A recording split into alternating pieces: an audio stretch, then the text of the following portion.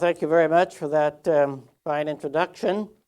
And it is true that this paper is becoming more and more ambitious as the days go by. And so what I'm going to do this evening is not really read it, but simply kind of talk about the themes of this paper on the next stages of human spiritual evolution, lift up a few of the highlights, see what kind of reaction we have, where it goes from there. It's going to be, I think, a rather provocative paper, possibly controversial, but nonetheless it is some ideas that I myself have had some fun playing around with, and I hope that you can share some of the interest and even enthusiasm, whether you agree with them or not. It starts off with the premise that we are now at a critical point in the spiritual and indeed the physical and the cultural evolution of humanity. This is certainly not an original observation on my part. As we are now entering the 20th century and the third millennium, in fact, it seems like a perceptible feeling kind of hangs in the air that the world is rapidly approaching one of history's decisive seismic shifts. Different people, of course, experience this in different ways. Maybe they express it symbolically in different ways. Some parts of the spiritual world, as we know, are very much geared toward apocalyptic kind of expectations of the second coming of Christ just over the horizon, or something equally significant in other religious traditions. But however you put it, it seems like there is something really big, almost unimaginable, hanging out there in the near future. We don't know what this change is going to be, if we're really honest within ourselves. And so we look at it with a combination of hope and dread. But I think most of us sense, many of us anyway, that it's not going to be just another turning point in human history. Not something just comparable to the rise of one empire and the fall of another. Not even such great turnings as the Protestant Reformation or the French and American revolutions. Even the European discovery of the New World, the Industrial Revolution, European imperialism, at first and almost up to the present, just continued the old order of nations, money, work in new forms, the new expansion franchises, one might say. What is approaching, what is now beginning to light the skies, may change even such basic institutions as these beyond recognition, so that names like these no longer apply. There may be something comparable, say, to even greater changes like the first emergence of humanity, the development of human speech, now dated perhaps some 2 million years ago by anthropologists, perhaps the discovery of agriculture some 12,000 years ago or so at different parts of the world, or maybe even what has been called the axial age by some scholars, the period beginning around the 5th century BC, at least as I would interpret it rather broadly, to include the emergence of the so-called great religions as we now know them, with their founders, the Buddha and Buddhism, Confucius and Confucianism, focus no longer on the tribe or the nation state like those of ancient Greece or Rome and all of their gods, but rather on a single teacher appearing in history, giving a definitive revelation, usually compounded in a scripture like the Quran, the Bible, the Analects, and so on, the Sutras of Buddhism. Much more emphasis than before on the individual karma and liberation, or individual faith and salvation, individual teachers and personal relationships with them. Well, something of this scale, I think, and even greater in many ways, is beginning to appear. In my talk and my paper that it's based on, I talk about this in theosophical terms of the end of the 5th root race and the beginning of the 6th root race. Because it seems to me it is something on at least the scale of the different root races as they are taught in theosophical lore. I know this may be controversial in some quarters, and some people think of in terms of many millions of more years before the end of the 5th root race. So in any case, whether you interpret it as a 6th root race or as some new stage, some new sub-race or whatever, I do sense that something very, very big, some important transition is upon us within the next century, certainly the next few centuries, certainly by the end of the third millennium. The second thing that I would like to say is sort of basic about this, genetic engineering, biotechnology, and so on. And these will definitely be parts of what sets the stage for the new changes that are coming, learning to adapt to whatever comes along this line. I would like to say that when I talk about these, I am neither approving nor disapproving them, rather, but I think that they are simply going to be more or less inevitable as a part of what is going on in human evolution, especially as humans take more and more charge of their own evolution. And I think that some of the things that are coming, as terrifying and appalling as they may seem to us now and also at the time, there are ways, too, in which they are going to be our teachers. There is nothing new about this, of course. I mentioned a previous very, very important transition, the discovery of agriculture, some 12,000 years ago.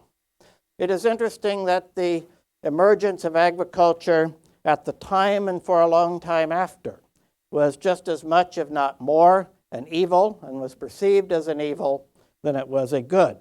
And it can certainly, the idea of planting seeds and growing crops and raising animals and so on can certainly be seen very rightly as a first important example of humans engaging in biological engineering. The average lifespan of hunting and gathering people today, like the San or Bushmen in South Africa, is about 60 years. They have a tremendous variety of things to eat, different kinds of fruits and vegetables and so on, with all sorts of different vitamins and minerals. Most archaic agricultural people, almost up to the present day, had a very limited diet based on just a few staples like rice in Asia or wheat in some parts of West Asia and Europe and so on.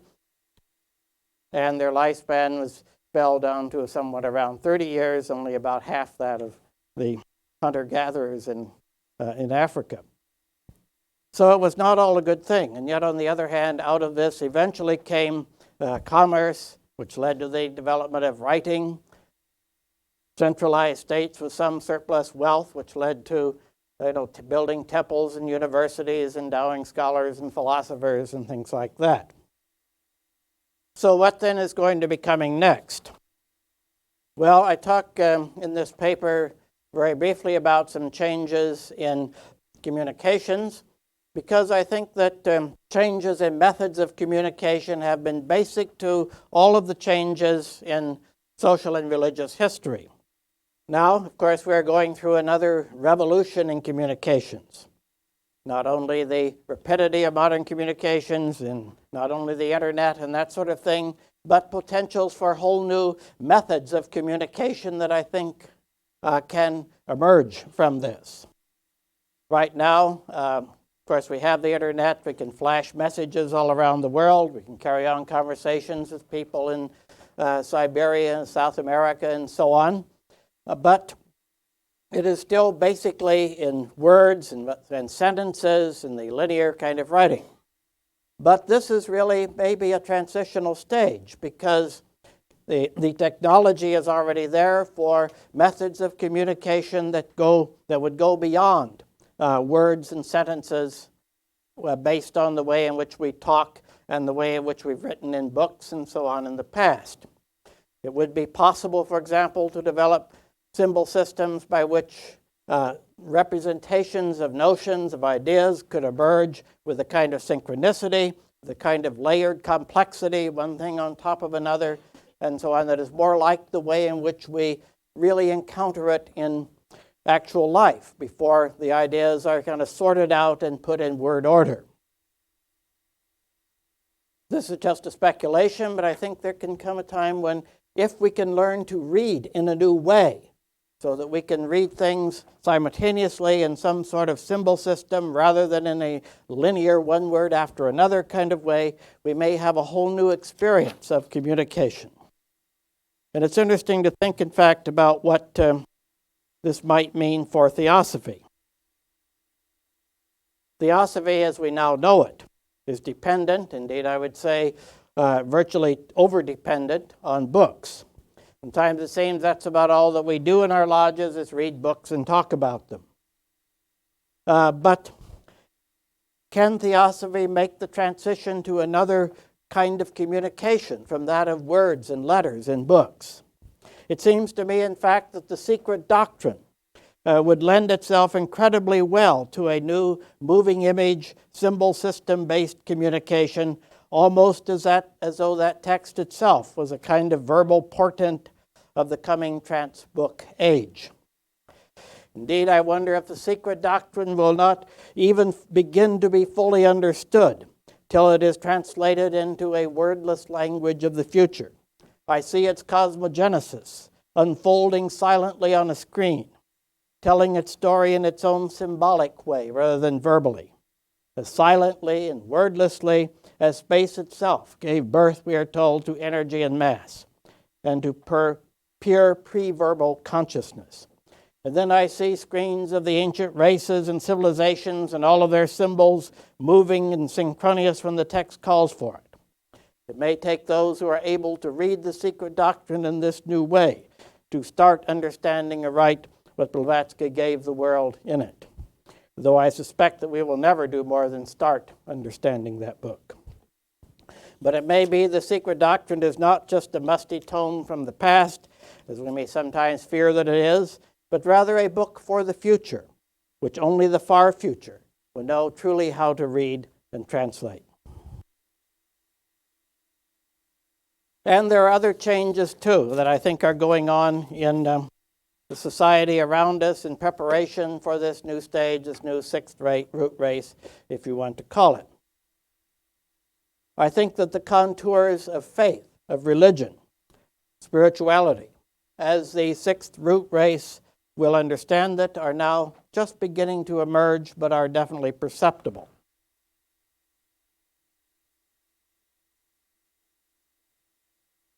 The 20th century, in fact, was a time of great religious change. Much of it beneath the surface, because it was in still, by and large, continuing exoteric religious organizations, but certainly there in the inner attitudes of people within them and without them toward the meaning of religion. Although plenty of iron-hard attitudes and regrettably remain in the world around religious nationalism and dogmatism, as we read in the papers almost every day, it must be acknowledged that at least the religious playing field has changed dramatically since 1900 or before. Virtually all of us must recognize now that arguments about religious truth take place in a pluralistic world. And this realization changes our concept of the very nature of belief. A worldview, even a conservative one, a traditionalist one, must now be seen as a choice made in the face of the possibility of other choices, rather than one imposed just by tradition or by authority. Until modern times, while there are certainly plenty of exceptions, no doubt the great majority of people knew little more about religion than the religion of the church or temple in their community. They were peasant farmers who never got much outside the sight of the spire of that church or temple. But in such a pluralistic age, I think that an independent organization like the Theosophical Society can have an important role. First, it can be a sort of model, paradigm, of a movement based on the free choice and affiliation of mature members, each in his or her own way. Second, it is an organization whose teaching affirms the intrinsic value of pluralism as such, recognizing that the knowledge of the ancient wisdom that each of us has individually is imperfect. This is a point that I made in an earlier talk at this podium, I believe, but I think it's a tremendously important one. Many people that do recognize the pluralism in our society, religious, cultural, racial, and so on, nonetheless seem to think that this is a bad thing, that it's much better to have a society which is homogeneous, which everybody has pretty much the same religion, the same culture, and like that. But I would say, and I believe that Theosophy says exactly the reverse. A culture like that is, in fact, very, very limited in terms of the human possibilities that it gives people. That a pluralistic society is good in all sorts of ways. It forces us to expand our consciousness. It forces us to expand our ability to love, to have compassion. On the one hand, that which humbles us, the fact that each of us is limited in our understanding. On the other hand, that which expands us, which causes us to love people even with whom we may differ and try to understand them from within as human beings like ourselves. And in this, I think Theosophy has been a kind of pioneer because, at our best anyway, we have affirmed this perspective on the religions of the world from the beginning. I myself became a Theosophist some 25 years ago, originally chiefly on this grounds. As a teacher of world religions, I was very much caught up in the conundrum of how do I understand all of these different religions while having my own, and there's seeming contradictions between them, at least on the surface, and so on. And Theosophy came to me as teaching that each of the world religions was founded by a master of the wisdom for a particular time and place, that is, a particular cultural setting, having its own distinctive but not absolute part in the spiritual evolution of the entire of all of humanity. The approach that I called looking at religion without chauvinism or reductionism, not saying on the one hand chauvinistically that one is far superior to all of the others, or on the other hand reductionistically that they are all nothing but products of human psychology or something like that, but rather a sort of third way that at the time and still is today very, very powerfully effective for me.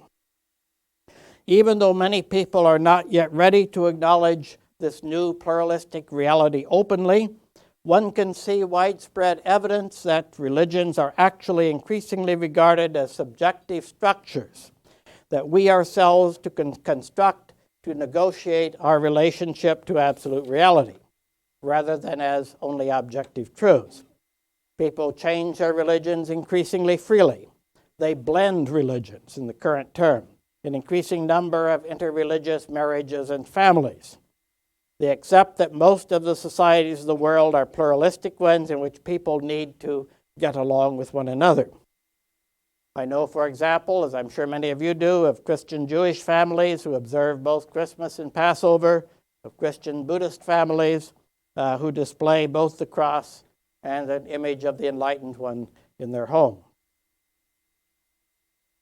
There are exceptions, but throughout present-day culture, religions often are no longer seen just as matters for doctrinal or logical consistency or for institutional loyalty, as admirable as those virtues may be in some contexts.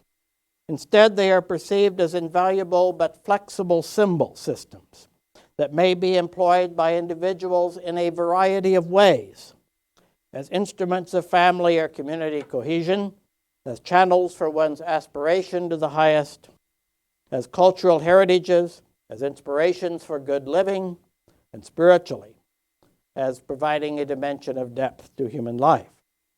Now, all of the ideas that I've just outlined, I think, are much in line with the theosophical expectation that we are beginning to move into the era of the sixth root race, or maybe more technically the sixth subrace or the fifth root race to prepare for the sixth.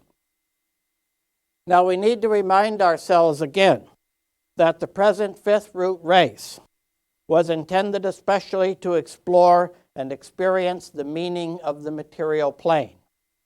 Now, for the most part, I think that we have done fairly well what we were supposed to do, explore and understand the material composition of the universe.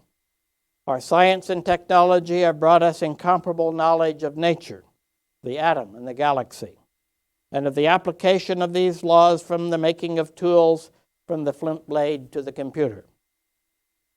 And there have been, of course, downsides, beginning with the terrible misuse of technology for human exploitation and war, owing to the dismal fact that our moral evolution has hardly kept pace with scientific progress. And a no less grievous consequence of this very success of the scientific way of thinking has suggested it as a model for philosophizing in other spheres where its application is more dubious, such as the religious. The master in the Mahatma letters speaks of our civilization as one which rests so exclusively upon intellect. Insofar as this applies to religion, it points to the way that religion has been seen so much as a matter of dogma, like comparable to scientific axioms or laws, which entail other doctrines almost with mathematical precision, all of which need to be imposed to the harsh logic of nature itself. But this, as we would say, is a very fifth race way of looking at things. And it is not the only way possible, certainly not in religion. The great religions themselves have sometimes pointed in another direction. Most of them have said that in spite of all of this, the highest law, or rather the highest moral value is love or compassion. They have usually said one way or another, at least ideally, that one must always follow one's own conscience ahead of everything else, meaning that inner integrity is more important than any mental construct, that love is more important than the differences that separate us from others. But the point is that in the sixth root race, our calling will not be to pursue some one way with exclusive consistency, but to expand our capacity for love by embracing persons of all kinds, exploring their inwardness with sensitivity and appreciation. There will be problems, of course. The fifth root race, or rather the sixth root race itself, is not the end of the story. It will have its own problems, its own evils, but I suspect they will be in some ways different from those of the fifth root race. So I see this coming sixth root race as a people of pluralism, of individuality, of new ways of image-based reading and thinking, leading up to the amalgamation of all of these relatively enlightened humans into what would really begin to be a transhuman stage, the neurotechnological stage. And this leads to another thing that I would like to develop this evening, finally. The distinguished physicist and master of scientific speculation, Freeman Dyson, has suggested in his book, Imagined Worlds, an awesome list of awaiting technological revolutions. From our point of view, these will, I believe, be a different kind of science and technology from that of the fifth root race, although obviously it will develop out of it, as evolution always does from what went before, but will rather be like material concomitants and expressions of the changing consciousness and spirituality, which I've already talked about on the personal and social level of the sixth root race.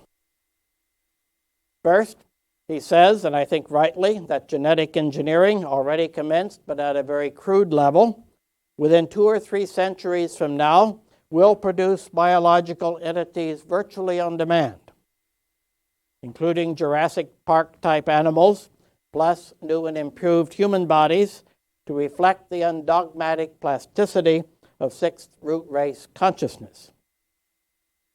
One of the most dramatic prospects awaiting us in biological engineering is one that will surely image and call for new approaches to religion. Of course, I'm talking now in terms of several centuries, perhaps, but it may be even sooner.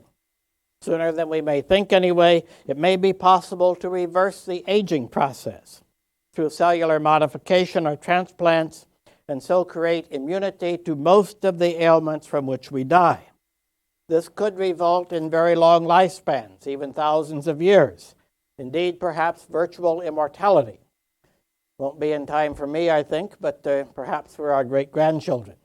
One can only begin to conjecture what kind of effect this development would have on the world's religions, since as they are now, they seem to exist in large part as guides with how to live within a very limited span of years and in the face of death.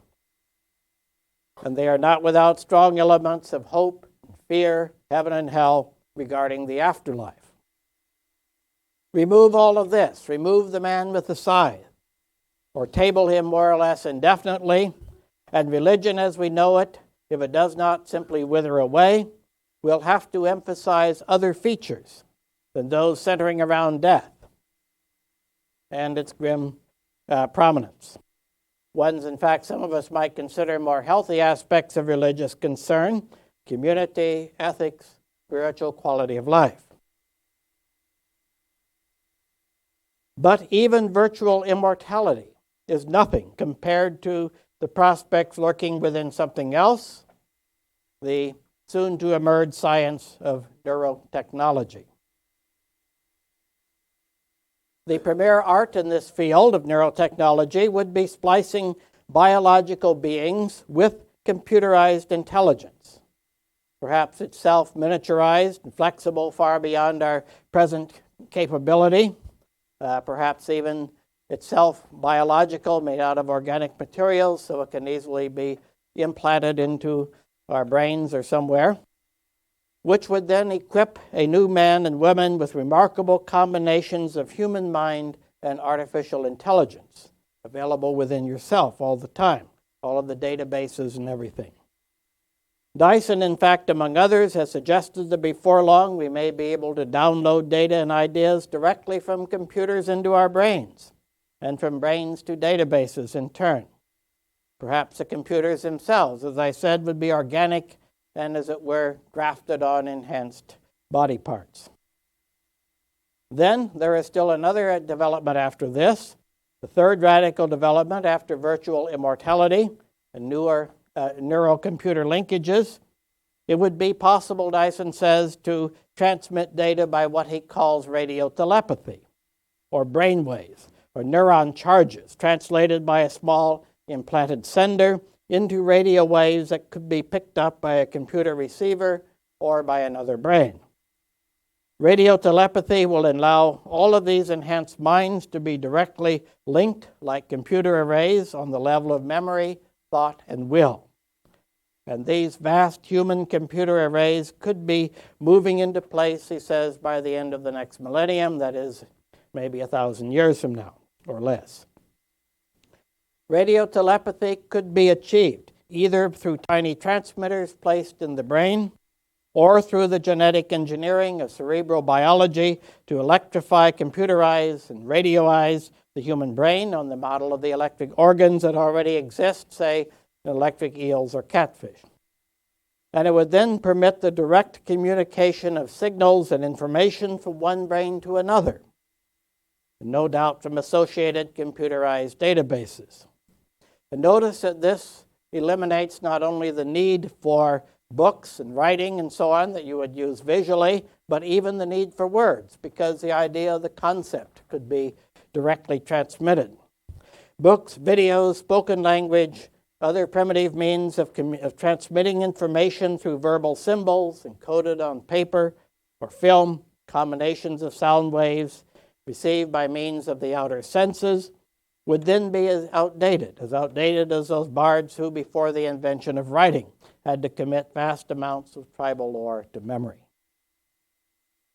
Radiotelepathy, whether from database or from brain to brain, would certainly be as revolutionary an advance in communication, even in the human meaning of knowledge, as was the invention of writing. It would deliver us a world as different from the age of literacy as that age was from the pre-literate Stone Age that went before. Now from here, it would still be only a small step to the most revolutionary development of all, one which we might wish now to term the seventh root race. The next stage, though dramatic and irreversible, would be comparatively easy after radiotelepathy and probably would not be long resisted, though it would mean nothing less than changing human beings as we now know ourselves into something that is not merely another species or another genera, but virtually a whole new order of life. For 1,000 years from now, even sooner, undoubtedly it will be possible to unite these telepathically implanted brains into great arrays of tens, of hundreds, even thousands of units, capable of problem solving and achievement, not to mention pleasure, on an unimaginable scale. But within a collective like this, one imagines that the individual and individual consciousness fading and falling in the face of the vastly larger collective mind's power. Now, one can project vast disquietude by humans in the immediate face of this prospect. But it would not be resisted long, I suppose. The newest and most powerful technology never is. And the competitive edge that it would give to those accessing large array brains would make this neurological leap imperative for the rest. Nonetheless, this awesome change in human nature would clearly overturn all existing institutions. The profoundest challenge of this eventuality, as in the case of biological individual immortality, would be, of course, to religion, whatever form religion has taken 1,000 years from now. For religion as we now know it depends fundamentally not only on death, but just as much, if not more, on the idea of the responsible individual self.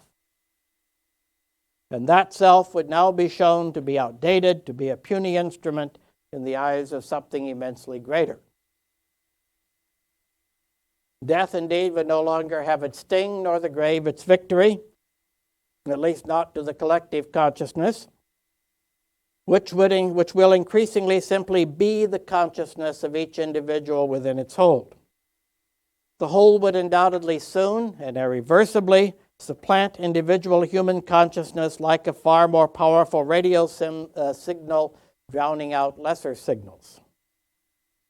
Its mental energy, brilliance of intellect, its determined will and purpose, its breadth of information and awareness, its inconceivable joys and raptures, will dwarf anything that we, or rather our distant progeny, could possibly sustain on our own.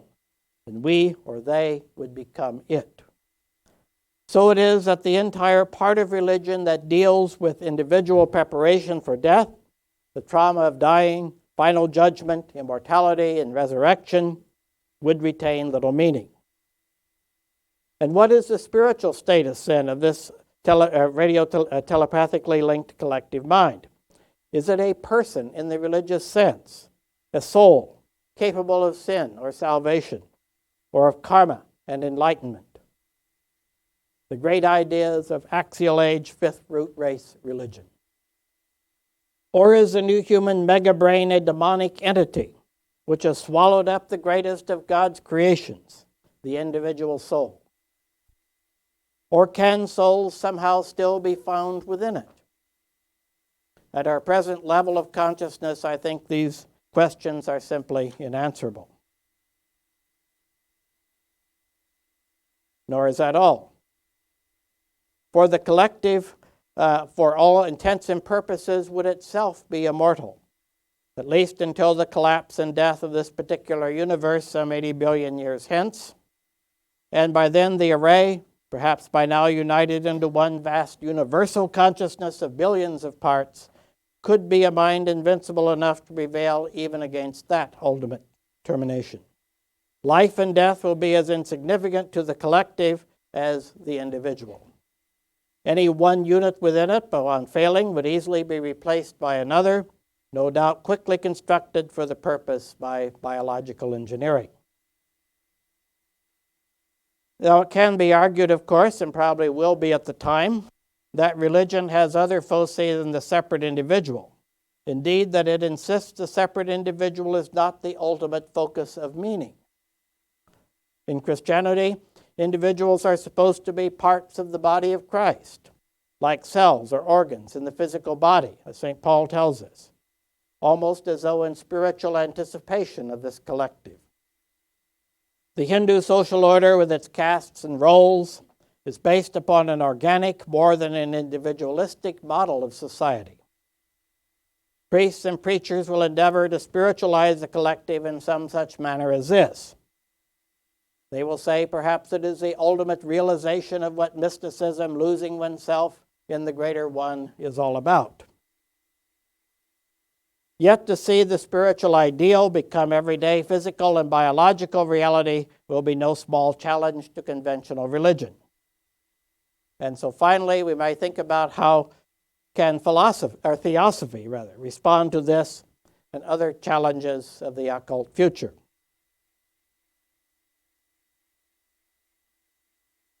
For us as theosophists, I offer two reflections.